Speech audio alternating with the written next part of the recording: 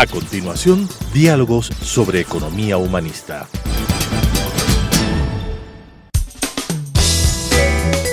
Clasificación A. Apto para todo público.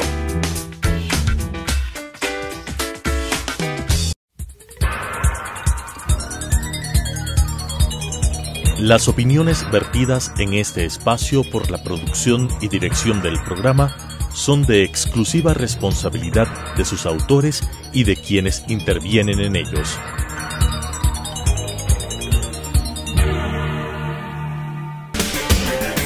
Telesucesos Canal 29 presenta Diálogos sobre economía humanista.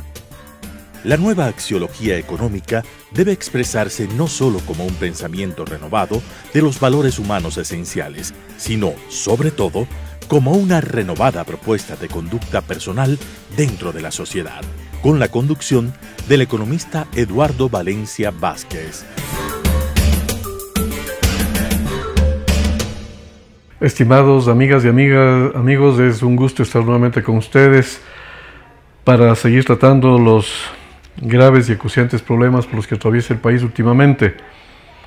Antes que nada, quisiera agradecer sinceramente recibido una invitación de la Comisión Cívica Anticorrupción, que está compuesta por eminentes ciudadanos y que desde hace muchos años viene desempeñando una tarea ímproba en favor de los altos intereses del país, denunciando los actos de corrupción, jugándose el pellejo, como dicen, y obviamente defendiendo los intereses de las personas más vulnerables del país, que son los más pobres.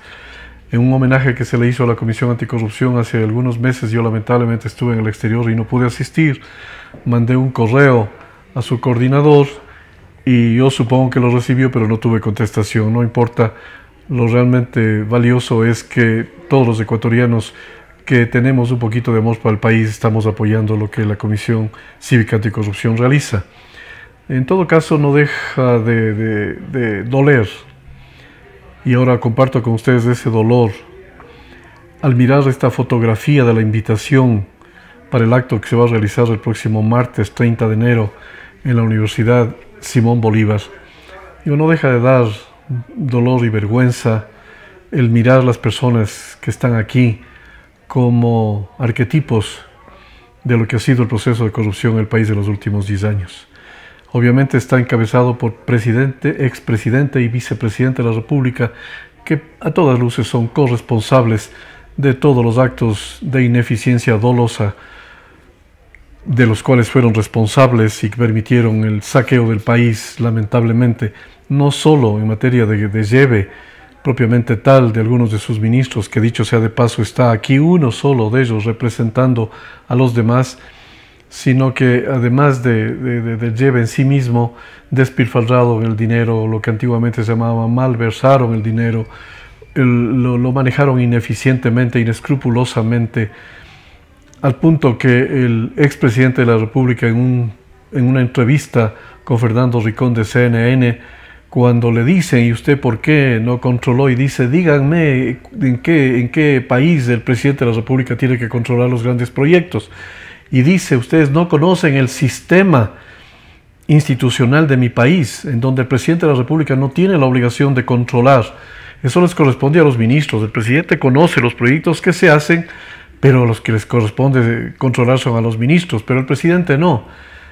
Eso es una verdadera barbaridad. Si hubiésemos sabido los ecuatorianos de que este presidente no conocía sus funciones a cabalidad, o si las conocía, no las ejerció, jamás habríamos votado por él, jamás habríamos colaborado para que él ocupe las altas funciones de presidente de la República.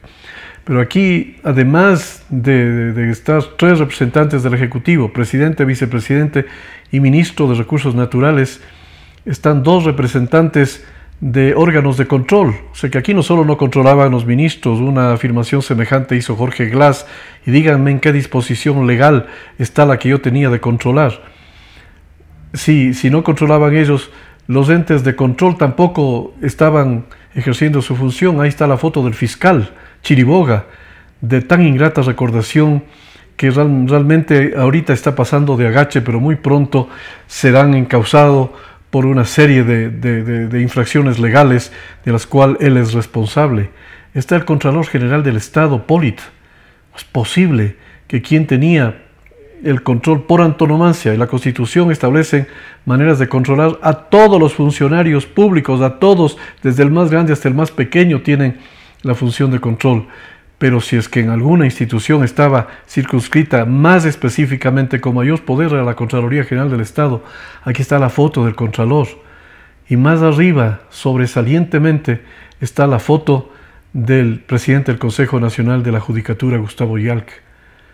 Claro, si seguimos la afirmación de Correa, se generó todo un sistema institucional para delinquir. Si eso yo lo hubiera dicho, me habrían acusado de que estoy tergiversando las cosas, yendo más allá de mis conceptos, y quién sabe si alguien hubiera pensado que estaba difamando. No es así. En el juicio al vicepresidente de la República, los jueces piden al fiscal que averigüe si es que no hay esta figura de asociación para delinquir, si no hay esta figura que el que está actuando de acusador particular, César Montúfar, ha dicho esta fue una asociación para delinquir. Es decir, si es que está configurada una manera de delito en el COIP, en el Código Penal, y el propio representante de la vindicta pública, que en este caso nos representa con mayor rigor que el propio Procurador General de la Nación, que está dormido, pensando en estrategias, en sueños, quién sabe de qué naturaleza, en lugar de asistir a las reuniones y llegar él presencialmente y no delegar a nadie, puesto que no tenemos defensa, no hay procurador, no hay fiscal en épocas pretéritas, y hasta la Contraloría en épocas pretéritas eran parte de este engranaje. Es nada más obvio que el país haya sido perjudicado en esa forma.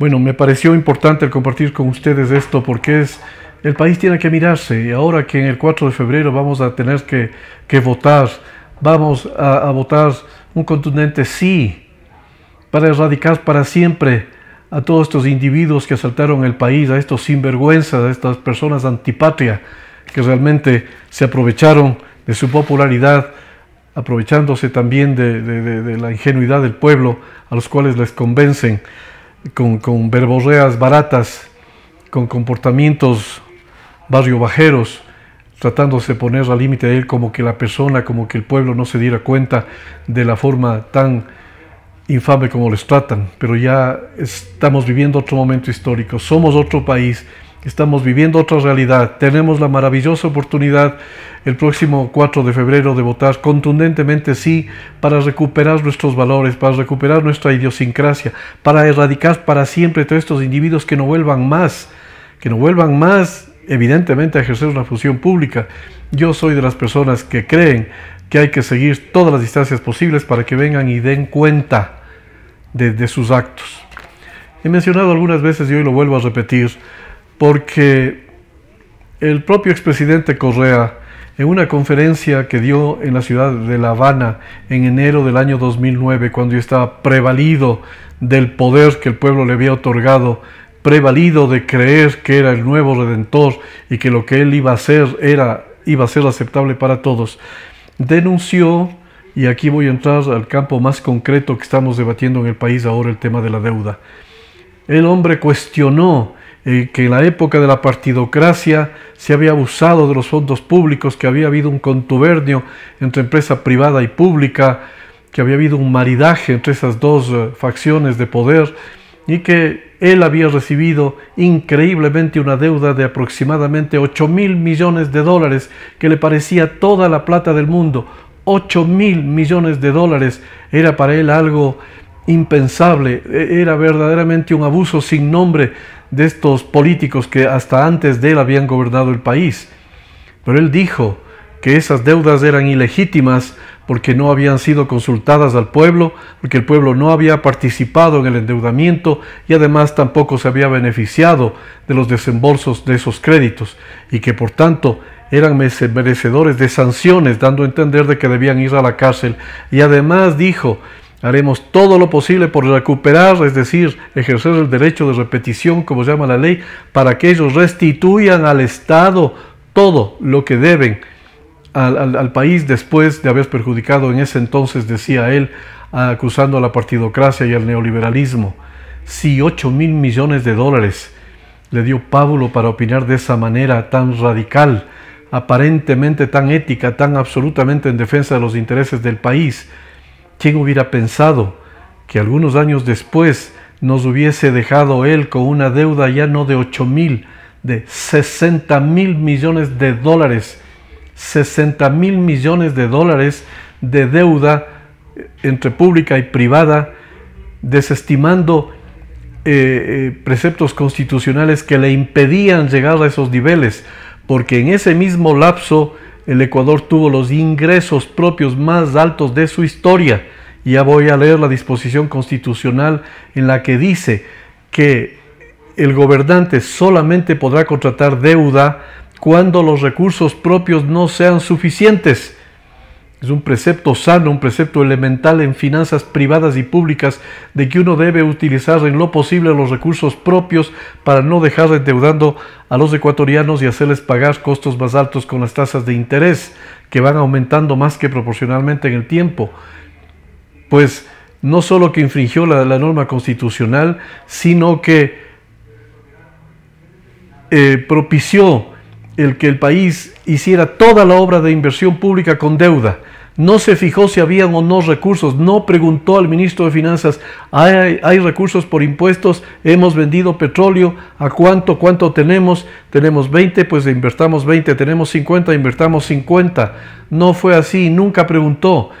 Todos los ingresos del petróleo y los ingresos por impuestos no fueron nada a la inversión pública.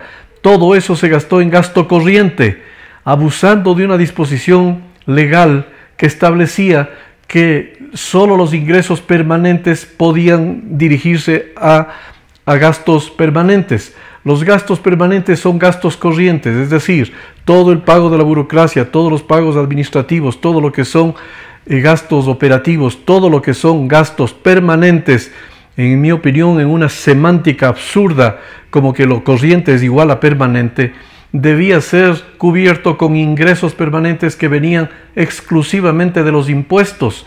Solo los impuestos eran permanentes, ni siquiera los ingresos del petróleo eran permanentes, solamente los impuestos. Por eso crecieron tanto los impuestos, por eso los impuestos, sobre todo al IVA y a un conjunto de impuestos llamados indirectos, que afectan a las clases pobres porque son ellas las que pagan. No pagan los empresarios le trasladan en el precio a la gente pobre, y el sistema impositivo del país estuvo sustentado fundamentalmente en estos ingresos permanentes, es decir, tributos indirectos, es decir, el que la gente pobre sufrague esto. Pues bien, con esos enormes tributos, más de 220.000 millones de dólares en 10 años, se gastaron en gastos corrientes, en gastos administrativos, en gastos superfluos, toda la riqueza que por concepto de impuestos vino del país.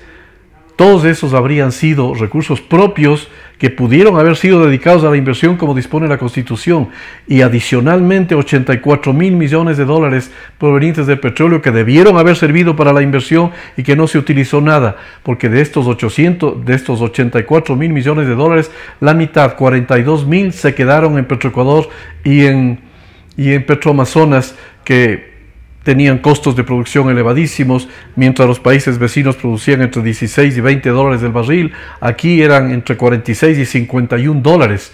Es decir, la mitad de toda la riqueza petrolera se quedaron en esas dos empresas para gastos operativos, porque no hubo más inversión, no hubo más prospección y no hubo más producción de petróleo, porque la producción de petróleo se quedó en 500.000 barriles los 10 años. La otra cuarta parte fue para los consejos provinciales, que tampoco dirigieron hacia la inversión, sino a gastos operativos, porque los proyectos del metro y del tranvía de las ciudades del país están financiadas con deuda. Y la última cuarta parte fue para los subsidios a la gasolina, al diésel, para que vayan a alimentar los vehículos de las clases medias y altas. Es decir, la mitad de toda la riqueza petrolera en 10 años se hizo humo. Bueno, si es que esto no es ineficiencia dolosa, ¿qué es lo que es? ¿Qué economista había en el régimen para que proteste y diga que eso era una barbaridad, que se estaba desviando los fondos públicos de una forma infame? Cuando se gasta la plata en gastos corrientes ya no se los recupera nunca más. Cuando la buena inversión va a bienes de capital, esta produce más bienes y servicios, se vende en el futuro y en el futuro se sigue recuperando. Aquí no fue dirigida la inversión, por tanto es absolutamente falaz la afirmación de Correa de que las carreteras, los hospitales y las hidroeléctricas son patrimonio del país. El patrimonio es solamente cuando se ha pagado por un bien y no queda deuda, cuando está saneado el pago y realmente no se debe nada a nadie. Pero cuando se debe la totalidad de la inversión, eso no es patrimonio, es deuda para que paguen las futuras generaciones.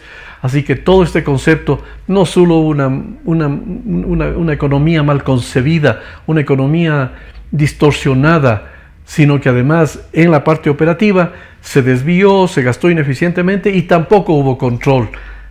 Tan no hubo control que ahora, en el año del destape, como sacó la revista Vistazo, recién se conoce todas las trafacías de este conjunto de individuos, que no son los únicos. Cada semana está saliendo uno nuevo. Pero bueno, les dije que voy a leer las disposiciones constitucionales que se violaron en el gobierno anterior. En el artículo 290 hay varios numerales, voy a leer los más importantes. El artículo 290 de la Constitución se refiere a que el endeudamiento público se sujetará a las siguientes regulaciones.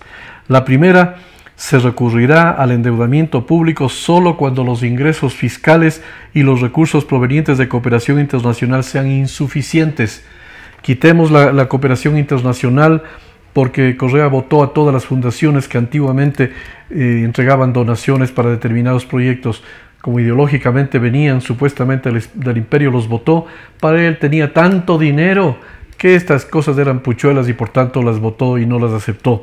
Entonces el artículo aplicable debería leerse así: se recurrirá al endeudamiento público solo cuando los ingresos fiscales sean insuficientes. Acabo de demostrar que los ingresos fiscales no eran insuficientes, eran demasiado holgados. Nunca el país había tenido recursos propios tan enormes.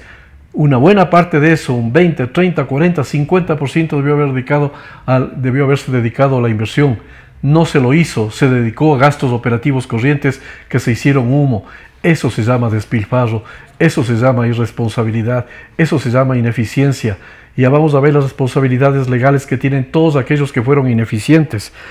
Dice que con endeudamiento público se financiarán exclusivamente programas y proyectos de inversión para infraestructura o que tengan capacidad financiera de pago. Es decir, con endeudamiento público solo se puede financiar inversión, no se pueden financiar gastos corrientes, y si se financiaron gastos corrientes se violó la Constitución y las leyes. Y de hecho, yo demostré y he dicho públicamente en innumerables ocasiones en diversos foros que al menos entre el 20 y el 25% de todo lo que está registrado en el Ministerio de Finanzas como gastos de inversión son gastos corrientes, son consultorías, son gastos administrativos que se los contabilizaba como tal por pedido seguramente de la máxima autoridad y ejecutada por el ministro de Economía, que le decía: necesitas más clientes, necesitas más personal para que voten por ti en las elecciones, pues les metamos con un trabajo al determinado proyecto y se registraban como consultorías, gastos corrientes en gastos de inversión, tanto como que el 20 o el 25%. Un colega mío, que dicho sea de paso está en el Foro Económico, cuyo nombre no quisiera mencionar para que lo asuma él mismo cuando él a bien lo tenga, en un programa de radio dijo que en esos gastos de inversión estaban incluidos los gastos de las sabatinas. Si eso se llegase a demostrar, ya saben ustedes quién es el primero en caer en el momento que se demuestre fehacientemente cómo se registraron estas cuentas. Así pues, como la norma prohíbe que los gastos corrientes se financien con deuda, al menos un 20% tendrán que dar cuenta los ministros de Economía, los gerentes del Banco Central, el presidente y el de los sectores estratégicos que manejó dichos sectores, cómo así se aceptó que como gasto de inversión, gastos corrientes. Pues ahí recién las cosas empiezan a develarse. Dice en el numeral quinto: se procederá a la impugnación de las deudas que se declaren ilegítimas por órgano competente. En caso de ilegalidad declarada se ejercerá el derecho de repetición. Esto está vigente, ni faltaba más, fue hecho por la misma Constitución de Montecristi, y se supone que si es que se declarase ilegalidades en todo o en parte de la deuda, pues evidentemente se tendrá que declarar por órgano competente, y los responsables de esto tendrán que ser reclamados para que respondan con sus propios recursos a la restitución al Estado de todas estas malversaciones. Así pues, en caso de la ilegalidad declarada, se ejercerá el derecho de repetición. Esto se viene, esto se conocerá pronto, porque definitivamente el gasto público y la inversión está llena de todas estas malas prácticas que llevan al país a la actual situación. El numeral sexto dice: serán imprescriptibles las acciones por las responsabilidades administrativas o civiles causadas por la adquisición y manejo de deuda pública. Ajá. Y pensaron quienes tomaron estas decisiones de que se iban a librar de la ley, y pensaron que se iban a librar de su responsabilidad y que nunca se iba a saber todo lo que habían hecho. Pues en virtud de este numeral del artículo 290 de la Constitución, se declara la imprescriptibilidad de las responsabilidades administrativas o civiles causadas por estos individuos. En la foto están algunos, varios todavía no están en las fotos, porque esto no sería suficiente un cuadro de 1 metro de largo para poder incluir las fotos pequeñas, tamaño carnet, de todos los que han sido partícipes de estos perjuicios al Estado. Obviamente, el artículo 8, que no le voy a elaborar tanto porque es un poco más específico, pero dejo constancia también que dice que la concesión de garantías de deuda por parte del Estado se regulará por ley. Ya deberían empezar a poner sus pies en polvorosa, o por lo menos a temblar aquellos que utilizaron recursos del Estado para garantizar operaciones de deuda, porque aquí la Constitución dice que las garantías del Estado solamente se regulará por ley, y que yo sepa, esa posibilidad no existe. Y ya con lo que he mencionado, creo que he dicho bastante para dar a entender de que lo que se está tratando en este momento en el país no es una cosa trivial. No puede ser concebida como persecución a nadie. Un momentito. Aquí todas estas cosas, lo que tenemos que ponerlo en exacto contexto es que eran recursos del Estado, de todo el país, de todos los sectores, especialmente de los más vulnerables, y que al haber utilizados mal, al haber propiciado la corrupción, al haber propiciado la ineficiencia, perjudicaron al pueblo, y es el pueblo el que les va a tomar cuentas dentro de la justicia, dentro de las normas civilizadas que nuestros códigos establecen. Evidentemente tendrán que ser encausados para que respondan, y eventualmente para que devuelvan como la Constitución y la ley determina. No es que se van a pasar de vivos, y no es que caminando por las calles buscando un voto por el no, que ya nadie les acepta, los objetos contundentes que les caen en las frentes y que determinan que lleven unas toallitas para que se limpien, es la expresión del pueblo más cabal.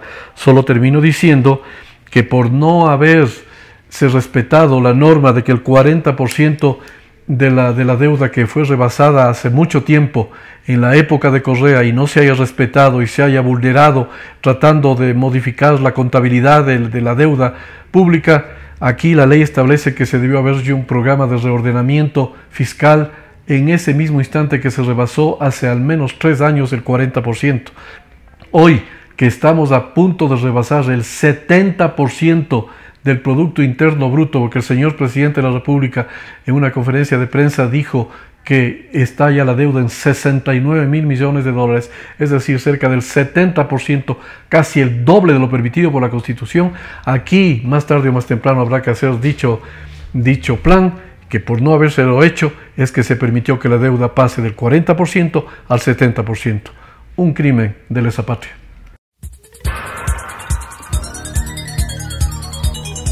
Las opiniones vertidas en este espacio por la producción y dirección del programa son de exclusiva responsabilidad de sus autores y de quienes intervienen en ellos.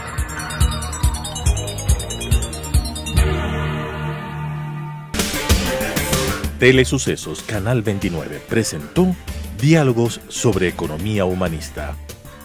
La nueva axiología económica debe expresarse no solo como un pensamiento renovado de los valores humanos esenciales, sino, sobre todo, como una renovada propuesta de conducta personal dentro de la sociedad, con la conducción del economista Eduardo Valencia Vázquez.